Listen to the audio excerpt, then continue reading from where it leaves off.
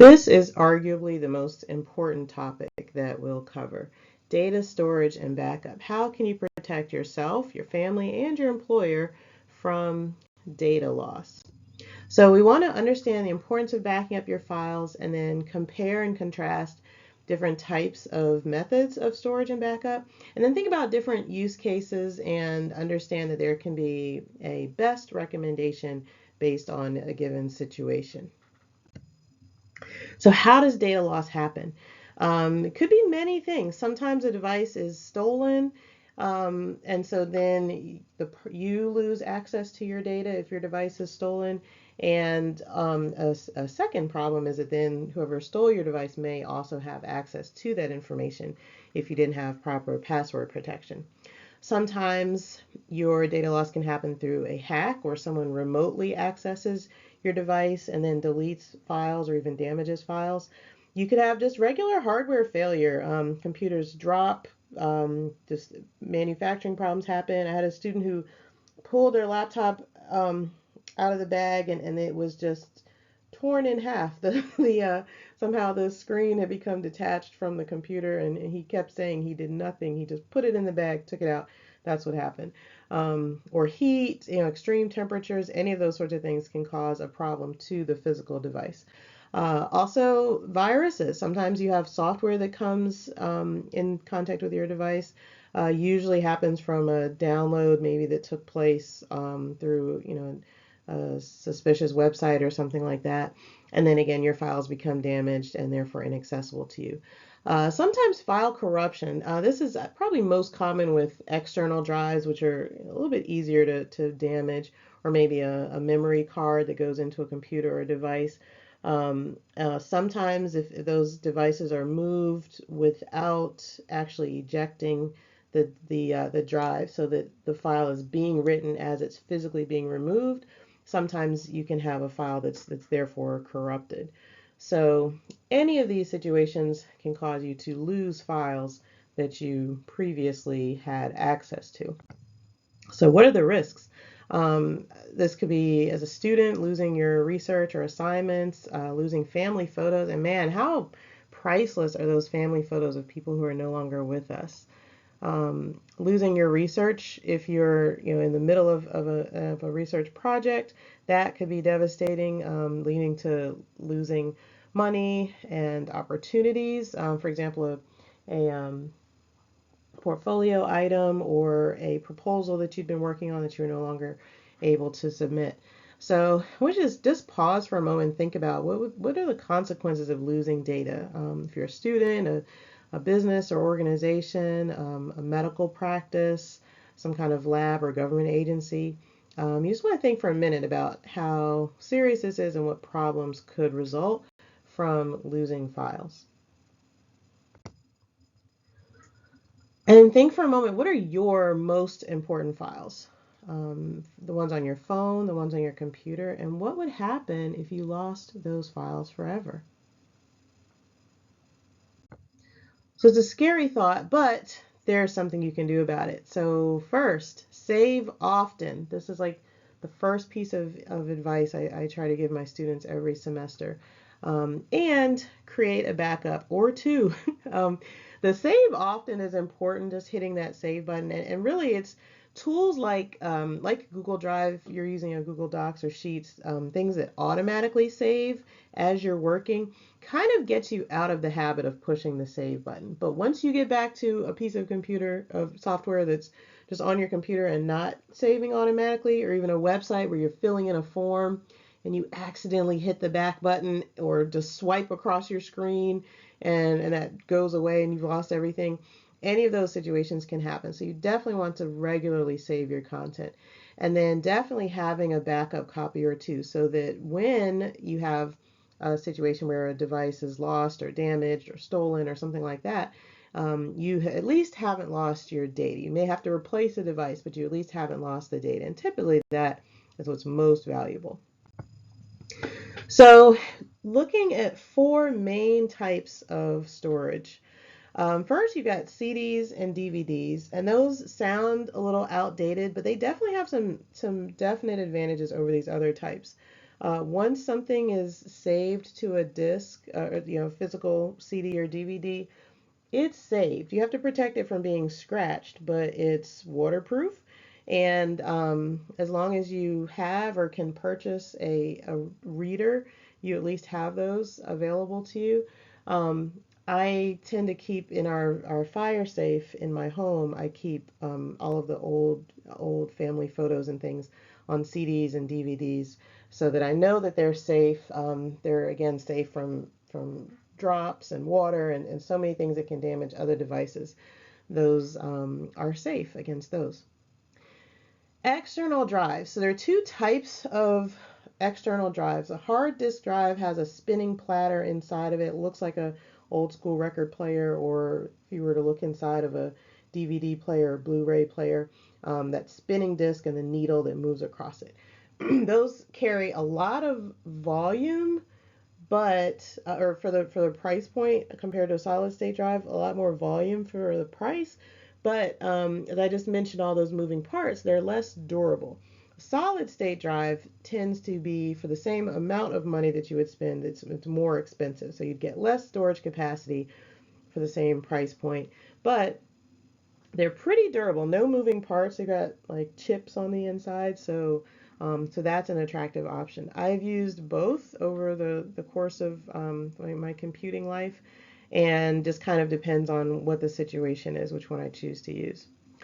Flash drives, sometimes we call these USB drives or thumb drives. They become super affordable. You can get them almost anywhere, and they're very convenient if you're using multiple computers. You're working in the library and at home, and you travel and go back home from college, and you use a computer there. You can keep your files on a flash drive and move it around. That is, while it's not plugged into a computer, it's safe from hacks and other kinds of online threats, but they are very easy to lose. That's my biggest concern with them. I feel like I could easily lose them. I've seen people lose them, that they're kind of deceptively, oh, stick it on your key ring, hook it to your backpack or whatever, and then suddenly it's gone. So I think that's the biggest risk with those. And then they don't hold quite as much storage space, so it's not like a backup of all of your data, but it makes sense to use a flash drive as a backup for a certain project or type of content or things you're using at the moment. When we look at cloud storage, we want to divide that into kind of two categories. So active storage is the kind of platform that allows syncing. So something like Google Drive, Dropbox, OneDrive, where you're typically working on files from multiple devices, maybe sharing them with other people. And the files are once you save a file on a device, that copy is instantly saved into the cloud.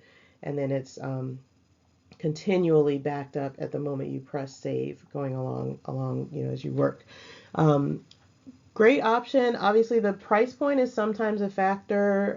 Sometimes as a student, you'll have free access to Google Drive, or as an employee, you may have free access to Google Drive. The others, maybe there's a price point, but they typically also have great features in terms of being compatible with other types of software platforms with APIs and integration, things that you can do. And definitely as far as collaborating, being able to have a file that you've saved with multiple people, that's really attractive. You can get to your cloud storage from different devices. So I use both Google Drive and Dropbox regularly, and I have access to them on all of my laptop and desktop computers, and also on my tablets and phone. I can get to those files as well. So that's a great option.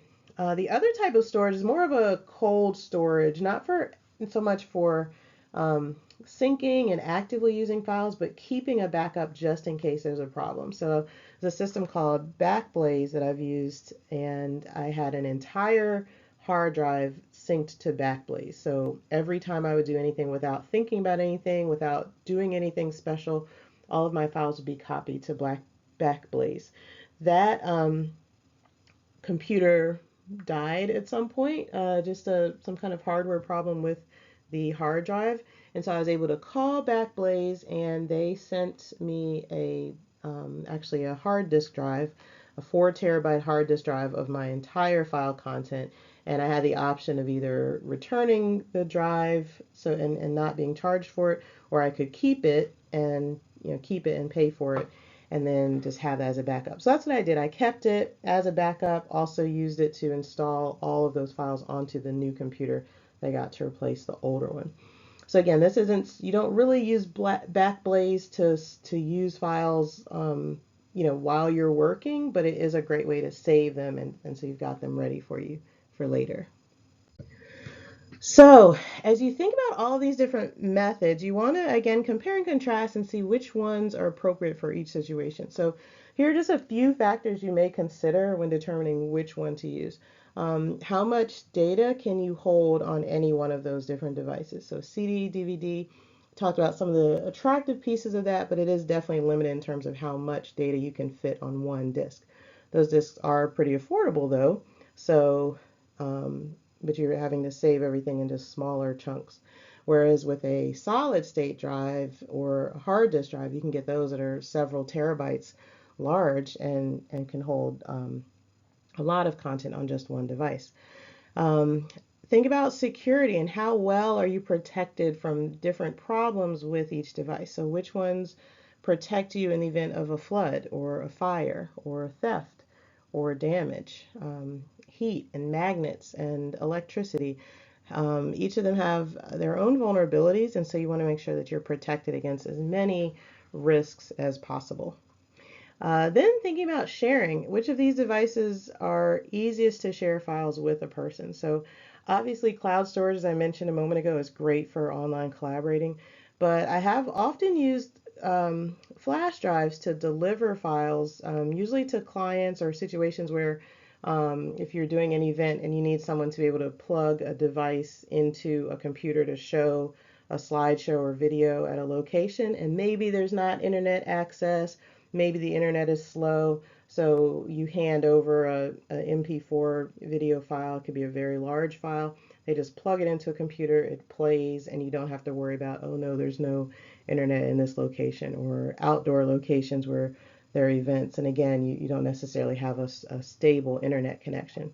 So you want to kind of think about, what the conditions are. Am I taking a file I need to share with a person in a one-time situation, or do we have multiple people working on documents at the same time? That can determine which option is best.